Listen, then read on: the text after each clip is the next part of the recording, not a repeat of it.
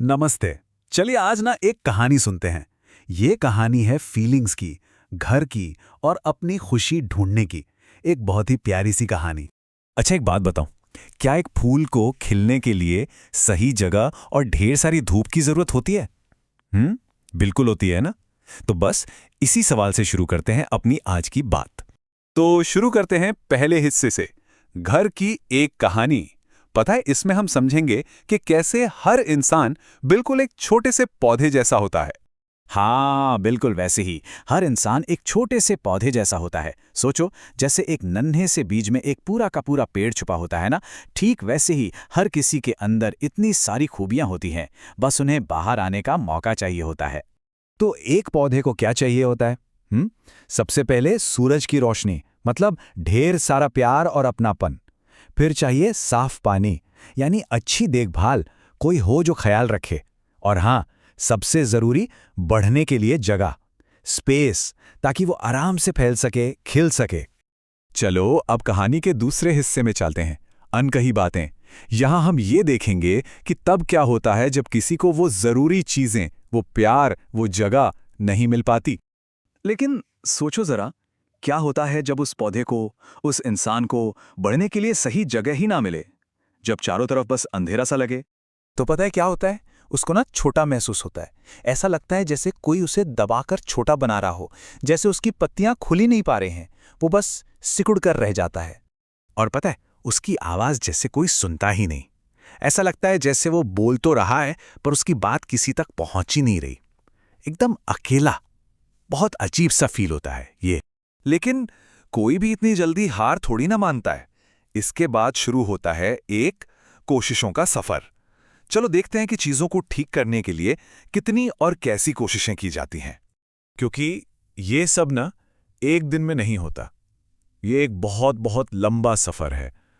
कोई भी इतना बड़ा फैसला कि घर से दूर जाना है, वो अचानक से नहीं होता। इसके पीछे सालों की कोशिशें होती हैं। तो देखो, ये लंबा सफर कैसा होता है। पहले समझाने की कोशिश की जाती है, फिर एक उम्मीद रखी जाती है कि शायद सब ठीक हो जाएगा। फिर बार बार ट्राई करते हैं, अगेन एंड अगेन। और जब कुछ नहीं बदलता तो आखिर में इंसान थक जाता है। और जब इंसान पूरी तरह से थक जाता है ना, तब वो लेता है अपने लिए एक फैसला। ये एक बहुत बड़ा मोमेंट होता है। पता है, कभी कभी क्या होता है, उसी गमले में रहना, मतलब उसी जगह पर रहना, एक नए गमले में जाने से, यानी नई जगह ढूंढने से ज्यादा दर्द देने लगता है। जब रुकने की तकलीफ आगे बढ़ने के डर से बड़ी हो जाती है। तो सामने ना दो रास्ते दिखते हैं। पहला कि वहीं रहो और धीरे धीरे मुरझा जाओ, हमेशा के लिए चुप हो जाओ।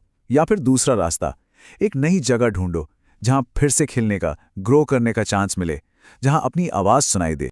और पता है इसे क्या कहते हैं? इसे कहते हैं खुद को चुनना। और इसका मतलब बिल्कुल भी सेल्फिश होना नहीं होता। इसका मतलब होता है अपना ख्याल रखना, अपनी केयर करना। और ये सबसे जरूरी चीज है। तो इस बड़े फैसले के बाद क्या होता है? आखिर में क्या मिलता है? मिलती है मन की शांति। चलो अब हम इस सफर के आखिरी हिस्से में पहुंच गए हैं। तो सोचो, जब वो इंसान, वो पौधा एक नई जगह पर आता है, जहां उसको खिलने की, सांस लेने की जगह मिलती है, तो कैसा लगता होगा? सच कहूं तो पहले थोड़ा दुख होता है। अपनी पुरानी जगह की याद आती है, क्योंकि चाहे जैसा भी था, वो घर था। और ये फील करना, ये दुख बिल्कुल ठीक है, इट्स ओके। लेकिन उस दुख के बाद पता है क्या होता है? एकदम शांति महसूस होती है। ऐसा लगता है जैसे कानों में जो एक कांस्टेंट शोर था ना, वो बंद हो गया है।